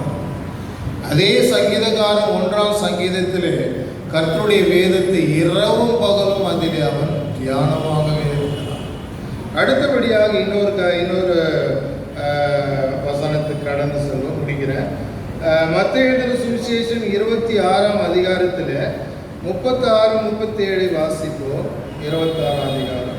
அப்பொழுது இயேசு அவர்களோடு கெத்செமனே என்னப்பட்ட இடத்திற்கு வந்து சீஷர்களை நோக்கி, நான் அங்கே போய் ஜெபம் பண்ணும் அளவு நீங்கள் இங்கே உட்கார்ந்துங்கள் என்று சொல்லி பேதுருவையும் செபதேயுவின் குமாரர் இருவரையும் கூட்டிக் கொண்டு போய் துக்கமடையவும் வியாகுலப்படவும் தொடங்கினார். அப்பொழுது அவர், என் ஆத்மா மரணத்துக்கு ஏதுவாக துக்கம் கொண்டிருக்கிறது, நீங்கள் இங்கே தங்கி என்னோட கூட விழித்திருங்கள் என்று சொல்லி சற்று அப்புறம் போய் முகம் குப்புற விழுந்து, என் பிதாவே, இந்த பாத்திரம் என்னை விட்டு நீங்க கூடுமானால் நீங்கும்படி செய்யும், ஆகிலும் என் சித்தத்தின்படி அல்ல உம்முடைய சித்தத்தின்படியே ஆக கடவுது என்று ஜெபம் பண்ணினார். பின்பு அவர் சீஷர்கள் பார்க்கும்போது கெத்செமனே தோட்டத்திலே, கெத்செமனே என்று பார்க்கும்போது அதுக்கு செக்கு என்றார். செக்கு, இந்த எண்ணெய் எடுக்கிற அந்த செக்கு பொருளாக இருக்கிறது. கெத்செமனே தோட்டத்திலே அவர் கடைசியாக சீஷர்களோடு போய் ஜெபிக்கும் போது கூட அவர் அவ்வளோ கஷ்டமுடைய ரத்தம் எல்லாம் வேர்வையாகவே வெளியேறி கொண்டிருக்கிறார். பலவீனம் அடைகிறார் சரீரத்தின்படி. ஏனென்றால் அவர் மனுஷகுமாரனாக வருகிறார். அந்த நேரத்திலும் கூட அவர் ஜெபிக்கும் போது, ஆகிலும் என்னுடைய சித்தத்தின்படி அல்ல உம்முடைய சித்தத்தின்படியே ஆக கடவுது என்று ஜெபிக்கிறதை நாம் இங்கே பார்க்கிறோம். கடைசி நேரத்தில் கூட அவர் அந்த தேவனுடைய சித்தத்தை வலியுறுத்துகிறதை நாம் அங்கே பார்க்கிறோம்.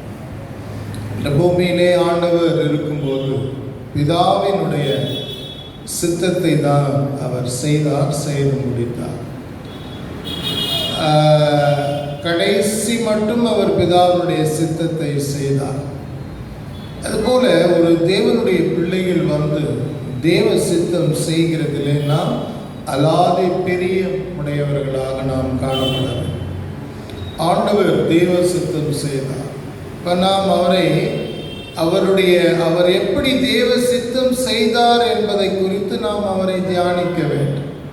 எப்படி தெய்வீக அன்பை தியானிக்கிறோமோ, எப்படி அவருடைய தாழ்மையை தியானிக்கிறோமோ, எப்படி அவருடைய அந்த விதமான அந்த செல்ஃபிஷ் இல்லாமல் மற்றவர்களுக்கு செய்ய வேண்டும் என்கிற அந்த குணமுடையவர்களாக ஊழியம் கொடுக்கிறதுபடியாக எண்ணுகிறார்களோ, அதுபோல எதிர்பார்க்கிறாரோ, அதே போல வந்து ஒரு தேவனுடைய பிள்ளைகள் வந்து நாம் எப்பொழுதும் வந்து கர்த்தரை மகிமைப்படுத்துகிறவர்களாக நாம் காணப்பட வேண்டும். தேவனை நாம் மகிமைப்படுத்தினால்தான் தேவன் நம்மை ஆசீர்வதிப்பார். தேவ சித்தத்தை தேவ சித்தம் செய்தால்தான் கர்த்தர் மகிமைப்படுவார். தேவ சித்தத்திலே கூட பரலோகம் ரொம்ப முக்கியமாக வலியுறுத்தப்படுகிறது. என் பிதாவின் சித்தத்தை செய்தவனே அல்லாமல் என்னை நோக்கி பிதாவே பிதாவே என்று கூப்பிடுகிறவன் அதில் பிரவேசிக்க மாட்டான். என் நாமத்து நிமித்தம் பிசாசுகளை துரைத்திருக்கலாம், நவமான பாஷைகளை பேசியிருக்கலாம், அற்புதங்களை செய்திருக்கலாம், அதெல்லாம் கூட எடுபடாமல் போய்விடுகிறது. அப்போ என்னென்னா அதில் இருக்கிற அந்த வார்த்தையில் என்ன, அற்புதங்கள் செய்யக்கூடிய கிருபை வரங்களை கூட அவ்வளோ சீக்கிரம் கர்த்தர் எடுக்கிறது இல்லை. தொடர்ந்து அந்த வரங்கள் கிரியை செய்கிறது. ஆனால் அந்த வரங்கள் அவர்கள் மூலமாக கிரியை செய்தாலும் அவர்கள் வந்து தேவ சித்தம் செய்யாமல் அவுட் ஆஃப் த வே கூட போகிறதுக்கு வாய்ப்புகள் இருக்கிறது. அப்போ அதனால தான் அற்புதங்கள் எல்லாம் நடந்து செய்து கொண்டிருக்கும் போது ஆண்டவரோடு அந்த தேவ சித்தம் என்கிற அந்த லிங்கம் இருந்தால்தான் நமக்கு பரலோகத்திற்கு வழிவகுக்கிறது. அப்போ அற்புதங்கள் செய்து பிசாசுகளை ஓட்டி அந்நிய பாஷைகளை நிறைந்தும் கூட அவர் சொல்றார், நான் உங்களை அறியேன் என்று சொல்றார். வரங்களை அவ்வளோ சீக்கிரத்துல கர்த்தர் எடுக்கிறது இல்லை. அவ எடுக்காமல் இருக்கிறதுனால வந்து நம்ம எப்படின்னா இருந்துக்கலாம் இருக்கிறதுனால தான் கடைசியில் பரலோகத்தை இழந்து. அவ யோசிப்பாங்க, இவ்வளோ அற்புதம் செஞ்சுமே, இவ்வளோ அடையாளங்களும் செஞ்சுமே. ஆகவே அதனால தான் அதிகமாக தேவ மனுஷர்கள் எல்லாம் இதில் முக்கியமான தேவ மனுஷர்கள் அற்புதங்கள் அதிசயங்கள் நடந்த பிறகு அந்த இடத்துல அவங்க இருக்கவே மாட்டாங்க. உடனே அந்த இடத்த விட்டு பறந்து போயிட்டே இருப்பாங்க. ஏனென்றால் அந்த இடத்துல இருந்தால் தன்னை மிகைப்படுத்துவாங்க, மைக்கில் பேசுவாங்க, சாட்சி சொல்லுவாங்க. அந்த அந்த ஊழியர், அந்த ஸ்பீக்கருடைய சிந்தை அதை தாக்கும். பாலியாங்கி சோவை நான் பார்த்துருக்கிறேன், ரேனாட் மோகியை பார்த்துருக்கிறேன், பென்னினை 3 பேரையும் சென்னையில் நான் பார்த்துருக்கிறேன். அதிகமாக கூட்டம் முடிந்த உடனே சர்ன்னு எஸ்கேப் ஆகி போயிட்டே இருக்கும். அங்கே அற்புதங்கள் நடந்திருக்கும். அற்புதங்களை செய்கிறவர்கள் மனிதன் அல்ல, அது தேவனுடைய சக்தினால நடக்குது. மனிதன் அந்த மகிமையை எடுக்கவே முடியாது. அதனால தான் ஆண்டவர் குஷ்டரோகி சுகமாக்கி இதை ஒருவருக்கும் சொல்லாதபடி எச்சரிக்கையாக, ஆனால் ஆலயத்துக்கு போய் ஆசாரியனை சந்தித்து காணிக்கை செலுத்து. ஆண்டவர் கூட ரொம்ப கவனமாக தான் இருந்தார்.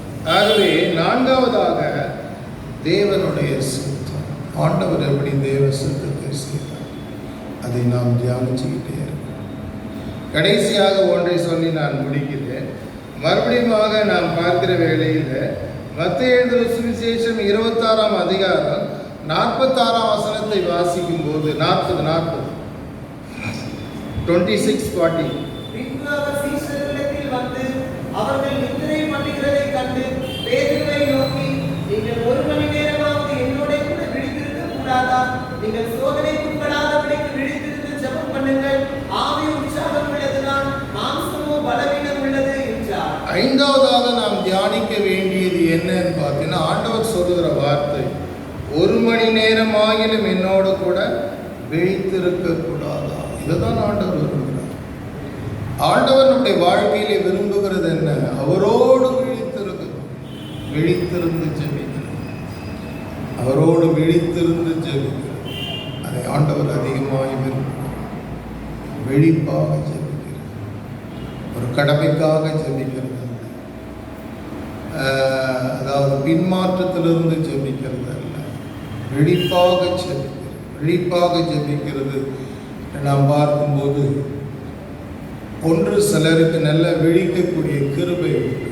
10 மணி 11 மணி 1 மணி இப்படியாக விழித்திருந்து ஜெபிக்கிறவர்கள் அதுவும் தேவை. அதுதான் மிக முக்கியம். அதை தான் ஆண்டவர் பொருட்படுத்துகிறார். விழித்திருந்து ஜெபம் பண்ண. அதே வேளையிலே விழிப்பு என்று நாம் பார்க்கிற வேளையிலே நம்மை கரைப்படுத்தக்கூடிய காரியங்கள் விஷயத்திலே நாம் விழிப்பாக இருக்கிறோம். பாவம் விஷயத்திலே நாம் விழிப்பாக இருக்கிறோம். அதுதான் விழித்திருந்து ஜெபம் பண்ண. பின்மாற்றத்திலிருந்து கூட ஜெபம் வரலாம், வரும். ஆனால் விழிப்பாக இருந்து ஜெபம் பண்ணுங்கள் என்று சொல்லும்போது, ஒன்று எழுத்தின்படி தூக்கத்தை தியாகம் செய்து விழித்து ஜெபிக்கிறது, இன்னொன்று பாவம் அணுகாமல் கரைபடாமல் ஜாக்கிரதையாக இருந்து விழிப்போடு ஜெபிக்கிறவர்கள். இயேசு சொல்லுகிறார், விழித்திருந்து ஜெபம் பண்ணுங்கள். ஏன்னா அன்பான தேவ பிள்ளைகளை நாம் ஜெபம் பண்ணணும். ஆண்டவர் ஜெபிக்க விரும்புகிறார். 1 மணி நேரமாயிரம் நம்முடைய வாழ்க்கையில் ஜெபிக்கணும். விழித்திருந்து ஜெபிக்கணும். இரவிலே சில நேரத்தில் இரவிலே ஜெபிக்க சொல்லுவார். 2 மணிக்கு எழுந்து ஜெபிக்க சொல்லுவார். அதிகாலையில் எழுந்து ஜெபிக்க சொல்லுவார். உபவாசித்து ஜெபிக்க சொல்லுவார். நாம் கீழ்ப்படியணும். விழித்திருந்து நாம் ஜெபிக்கணும். லூக்கா 21:36 வாசிக்கும் போது அங்கேயும் கூட என்ன சொல்கிறார் பாருங்க ஆண்டவர். அது வாசித்து முடிக்கலாம். லூக்கா 21:36-37. ஆகையால் நீ சம்பவிக்கப் போகிற இவைகளுக்கெல்லாம் நீங்கள் தப்பி மனுஷகுமாரனுக்கு முன்பாக நிற்க பாத்திரவான்களாக எண்ணப்படுவதற்கு எப்பொழுதும் ஜெபம் பண்ணி விழித்திருங்கள் என்றார். எப்பொழுதும் ஜெபம் பண்ணி விழித்திருங்கள் என்றார். மனுஷகுமாரனுக்கு முன்பதாக நிற்க பாத்திரவான்களாக எண்ணப்படுவது. எப்பொழுதும் ஜெபம் பண்ணி விழித்திருங்கள். அப்போ நாம் விழிப்பாக இருக்கணும். ஜெப விஷயத்திலே நமக்கு விழிப்பு அவசியமாகும். ஜெபத்தை அசட்டையாக நினைக்கக்கூடாது. ஜெபம் ரொம்ப ரொம்ப முக்கியம் கிறிஸ்தவ. ஜெபம் இல்லைன்னா நாம் கிறிஸ்தவங்களே கிடையாது. ஜெபிக்கணும். ஜெபம் அவசியம். ஜெப விஷயத்தில் ஒரு தேவ பிள்ளைகள் தெளிவாக இருப்பாங்களான்னா அவங்கள பிசாசு அவ்வளோ சீக்கிரமாக தொட முடியாது. தாழ்மையோடு சொல்கிறேன். ஜெப விஷயத்தில் யார் தெளிவாக இருக்கிறாங்க அவங்க பக்கம் பிசாசு கண்டிப்பாக பயப்படும். ஏன்னா அவங்க ஜெபத்தில் பிசாசை கொலக்கிறாங்க. அலையிலேயே சொல்லுங்கல்ல. ஆகவே அப்பேற்பட்ட தேவ பிள்ளைகள் ஜெபிக்கிறதுனால கர்த்தருடைய நாமமும் மகிமைப்படுகிறது. அவன் கோட்டையை இடிந்து நாசமாகிட்டே இருக்கு. ஜெபிக்கணும். நம்ம அழைத்ததே கர்த்தரோடு பேச ஜெபிக்க உறவாட. ஆண்டவர் எவ்வளோ சில மணி நேரத்தில் மறிக்க போகிறார். அவர் சீசர்களை பார்த்து எவ்வளோ வேதனையோடு கேட்டு 1 மணி நேரம் என்னோடு கூட இருந்து விழித்திருந்து ஜெபிக்கக்கூடாதா என்று கேட்கிறார். அது ஒரு உதவி மாதிரி ஒரு ஹெல்ப் மாதிரி கேட்கிறார். அதை செஞ்சாங்க சீசர்கள் செய்யறது ரொம்ப பாவமாக இயேசு நினைத்தார். அன்பான தேவ பிள்ளைகளை, ஜெப விஷயத்தில் யாரும் உங்களை ஏமாத்தாதபடி ஜாக்கிரதையாக இருங்க. ஜெபத்தை கட் பண்ணி அங்கேயும் போவாங்க. ஜாக்கிரதையாக உபவாச ஜெபத்தை உண்டெல்லாமாக பிசாசு கங்கணம் கட்டின அலைவான். ஜாக்கிரதையாக ஐக்கியமான ஜெப ஐக்கியத்தை உடைக்க பிசாசு பல தந்திரங்களை கொண்டு வருவான். ஜாக்கிரதையாக ஜெபம். இன்னொரு வார்த்தை கூட சொல்கிறேன் நான். ஜெபம் பண்ணுங்க. கூடி ஜெபம் பண்ணுங்க. ஃபோனில் கான்ஃபரன்ஸ் போட்டு 3-4 சகோதரிகளை ஜெபம் பண்ணுங்க.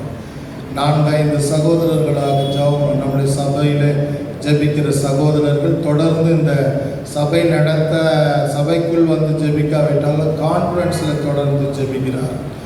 அப்படி தான் தொடர்ந்து ஜெபிச்சுக்கிட்டே இருக்கணும். அதற்காக தான் கர்த்தர் நம்மை அழைத்தார். சும்மா ஆண்டவர்கிட்ட வாங்கி சாப்பிட்டு இருக்கிறதல்ல. அவரை மகிமைப்படுத்தும். அவர் உங்களுக்கு தரது அவருக்கு லேசான காரியம். அவர் ஏன்னா வெள்ளியும் பொண்ணும் எல்லாம் என்னுடையது என்று சொல்றாரு. அவர் ஆசீர்வதிப்பார். நீ ஜெபம் பண்ணு. 3 நாள் சகோதரி வீணா பேசுறத ஃபோன் போட்டு கான்ஃபரன்ஸ் போட்டு ஒரு 1 ஹவர் தினந்தோறும் ஜெபம் பண்ண முடியும். குடும்பம் ஒன்று எல்லாருக்கும் உன் வீட்டில் இருக்கிற எல்லா அந்தகார தீய சக்தியெல்லாம் அகன்று போகும். குடும்பத்தில் சமாதானம் வரும், ஆசீர்வாதம் வரும், நல்ல அதாவது கணவன் மனைவிக்குள்ள நல்ல ஐக்கியம் எல்லாம் வரும், நன்மைகள் வீடு தேடி வரும், அடைபட்டிருக்கிற வாசல்கள் எல்லாம் திறக்கும். ஜெபம் பண்ணுங்க தேவ பிள்ளைகள். ஏசு அதை தான் சொன்னார், விழித்திருந்து ஜெபம். அவர் இரவெல்லாம் ஜெபம் பண்ணி பகலெல்லாம் ஊழியம் செய்கிறார். நம்ம எல்லாரும் கண்களை மூடுவோம், கர்த்தரை நாம் நோக்கி பார்ப்போம். கர்த்தருடைய ஆவியானவர் காலை வேளையில் நம்மோடு பேசுகிறார். Praise the Lord. Hallelujah. Hallelujah. 5 காரியங்களை நாம் பார்த்தோம். எல்லாரும் கண்களை மூடி நாம் கர்த்தரை துதிப்போம். எல்லாரும் ஹல்லேலூயா ஹல்லேலூயா ஹல்லேலூயா ஹல்லேலூயா ஹல்லேலூயா ஹல்லேலூயா. நீ தூங்கினால் எதிரி கலை விதைப்பார், ஜெபம் மறந்தா எதிரி ஜெயமெடுப்பார். நீ தூங்கினால் எதிரி கலை விதைப்பார், ஜெபம் மறந்தா ஜெயமெடுப்பார். ஜெபிக்கவர் நாகப்பா, விழித்திருந்து ஜெபிக்கவர் நாகப்பா, ஜெபிக்கவர் நாகப்பா.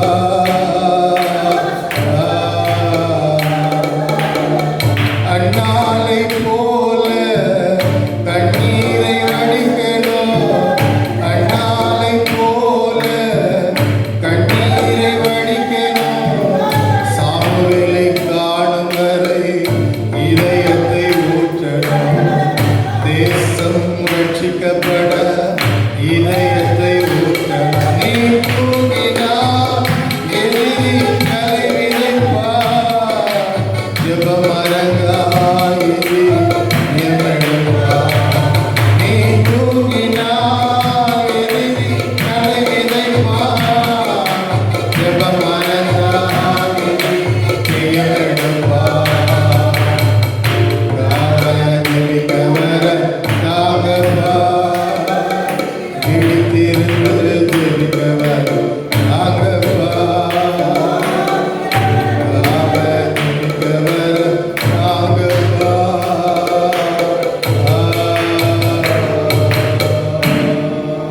எல்லாரும் கர்த்தரை சோதரம் பண்ணலாம். எல்லாரும் praise the Lord, praise the Lord, praise the Lord, praise the Lord, praise the Lord, praise the Lord, praise the Lord, praise the Lord. 5வதாக அவருடைய ஜெபத்தை குறித்து நாம் தியானம். இயேசு அதிகாலை இருட்டோடு போய் வனாந்திரமான ஒரு இடத்தில் ஜெபித்தார். அதிகமாக பிதாவோடு சஞ்சரித்து கொண்டே இருந்தார். ஜெபத்தை பற்றி படிப்பித்தார். ஜெபம் அவருடைய வாழ்க்கையிலே முதன்மையாக இருந்தார். ஆகவே அன்பான தேவ பிள்ளைகளே, அவருடைய தெய்வீகமான நாம் அவரை தியானிக்கும் தியானம் இனிதாக. 104 சங்கீதம் 34. நான் அவரை தியானிக்கும் தியானம் இனிதாக. அதில் தெய்வீகமான அன்பு. இயேசு கிறிஸ்து சீஷருடைய கால்களை கழுவவும் தான் கட்டியிருந்த சீலை நான் துடைக்க. ஒரு தாய் தான் தன் பிள்ளைகளுடைய முகம் அழுக்காத கூட தன் புடவை அந்த முந்தானில் அவ்வளோ பாசத்தோடு துடைப்பான். இயேசு நம்ம முகத்தை துடைப்போம், இயேசு பாதத்தையே கால்களையே துடைத்தான். நம்முடைய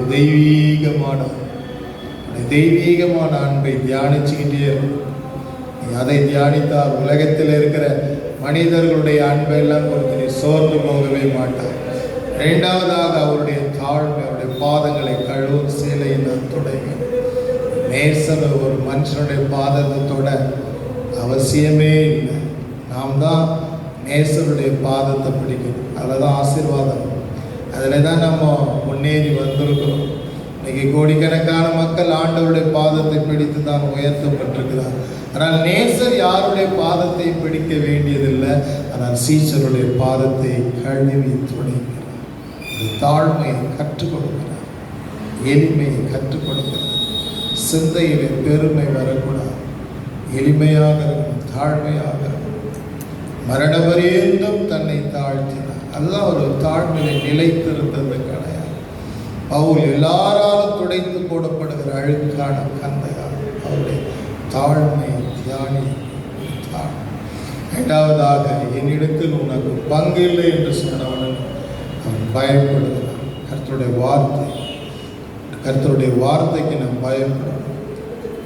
நமக்கு ஊழியத்தில் உதவி செய்கிறதுல அந்த தியாக சிந்தை அவர்களுக்கு தான் பங்கு கொடுக்கிறார் பரலோகத்தை. அவர்களை தான் வலது பக்கத்தில் நிறுத்துகிறார். சுயநலம் மற்றவர்கள் வந்து நிச்சயமாக பரலோகம் வர்றது கஷ்டம்தான் எனக்கு தோணுது. கர்த்தர் அப்பேற்பட்டவர்களை மாற்றுவாரா?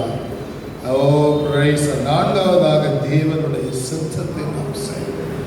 தேவ சித்தம், இயேசு தேவ சித்தத்தை வலியுறுத்துகிறார். கடைசியாக பார்க்கும்போது ஜெபம். 1 மணி நேரமாகிலும் என்னோடு கூட விழித்திருக்கக்கூடாதா என்று சொல்லி ஜெபத்தை தியானிக்கிறார். எப்படியெல்லாம் ஜெபித்தார், பரிசுத்தவான்கள் வேதத்தில் எப்படியெல்லாம் ஜெபித்து ஜெயம் பெற்றிருக்கிறார்கள். நாம் அதையெல்லாம் தியானிக்க.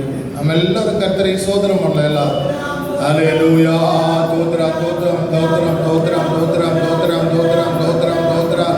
கர்த்தருடைய வார்த்தைக்காக சோதரம் பண்ணுவோம். சோதரம் சோதரம் சோதரம் சோதரம் சோதரம். நம்முடைய விசுவாச குடும்பங்களுக்காய் கர்த்தரை சோதரம் பண்ணலாம். சோதரம் சோதரம்.